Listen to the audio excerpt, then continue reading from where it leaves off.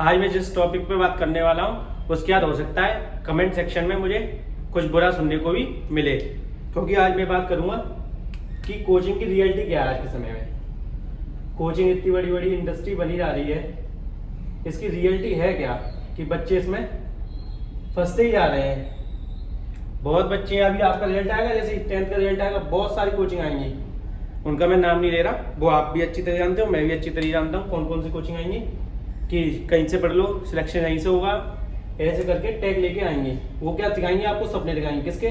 JEE के, NEET के। और इनका कोई प्रोसेस नहीं है कि ना कोई टेस्ट है पहले से कि आप इतने मार्क्स लेके आओगे तो आप इसकी तैयारी कर सकते हो, इतने मार्क्स लेके आओगे तो इसकी तैयारी कर सकते हो। बस क्या करना है, आपको इनरोल करना है, रुपए देने हैं, और इनरोल करने के बाद वो लेक्चर देना चालू होंगे। और लेक्चर में क्या होगा, स्टार्टिंग में पढ़ाया जाएगा बहुत आसान आसान, जैसे जेई में जाओगे यूनिट डायमेंशन फिजिक्स में, इसमें मैथ में बेसिक्स, केमिस्ट्री में केमिकल बॉन्डिंग या पीरियोडिक टेबल, जो आसान चीज जो आपने 10th में पढ़ी होगी, तो आपको लगेगा अरे बहुत आसान चीज है।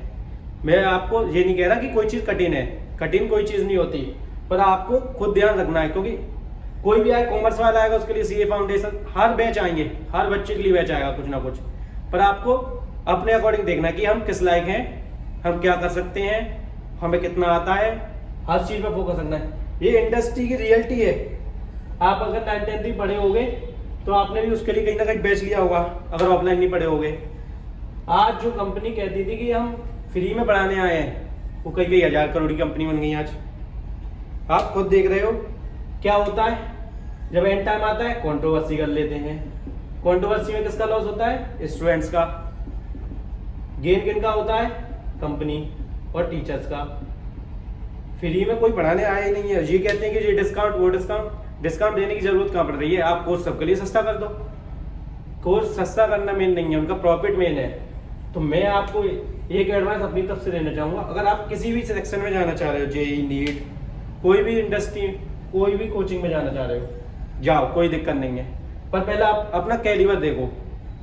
आप कुछ नहीं, हर किसी के लेक्चर आपको ऑनलाइन मिल जाएंगे, यूट्यूब पे डले होंगे, 1-2 लेक्चर देखो। अगर आपको लगता है हमारा कैलिबर है, अच्छे से कर सकते हैं, क्योंकि ये मार्केटिंग पे इतना पैसा खर्च करते हैं कि आप उनको समझ ही नहीं पाओगे। अरे आपको लगेगा कि ये बहुत आसान चीजें हैं, पर आसान है, पर वो आपको देखना पड़ेगा कि मेरे लिए आसान है या नहीं। ऐसा नहीं है कि इंसान जेई करेगा, नीट करेगा तो ही जीवन में सफल होगा। सफल तो जो कंपनी चला रहे हैं वो खुद नहीं करे जेई नीट, वो भी तो सफल हुए ना। तो इसलिए आपको समझनी पड़ेगी, इंडस्ट्री बहुत बड़ी है, बहुत मार्केटिंग में पैसा 400 500 करोड़ रुपए खर्च करे जा रहे हैं एक साल में मार्केटिंग पे। कोई किसी एक्टर को लेके आ रहा है, कोई किसी क्रिकेटर को लेके आ रहा है, ठीक है, कोई गेमर्स को लेके आ रहा है। उस चीज में नहीं फंसना आपको अपना कैलिबर देखना है। आपको ये देखना है कि हम किस लायक हैं, हम कितना पढ़ सकते हैं, हमारे लिए ये चीज बनी है नहीं बनी। क्योंकि आप ये एक तरीके से दलदल है, अगर आप इस चीज में घुसोगे और कोई रोक टोक नहीं है।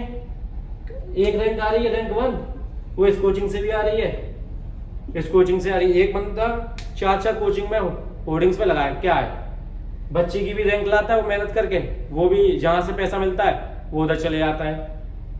कोई भी इसमें एथिक्स की बात हो ही नहीं रही। एथिक्स तो है ही नहीं किसी में कि क्या चीज सही है, क्या चीज गलत है।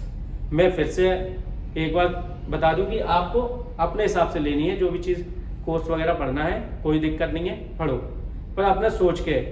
आप मार्केटिंग की तरह बह मत जाओ उनकी मार्केटिंग में। आपको जो अच्छा लगे, जो समझ में आए, और जो वास्तव में रैंक प्रोड्यूसिंग हो, जहाँ से रैंक अच्छी आती हो, वहां से पढ़े, अच्छे एक्सपीरियंस टीचर से पढ़े।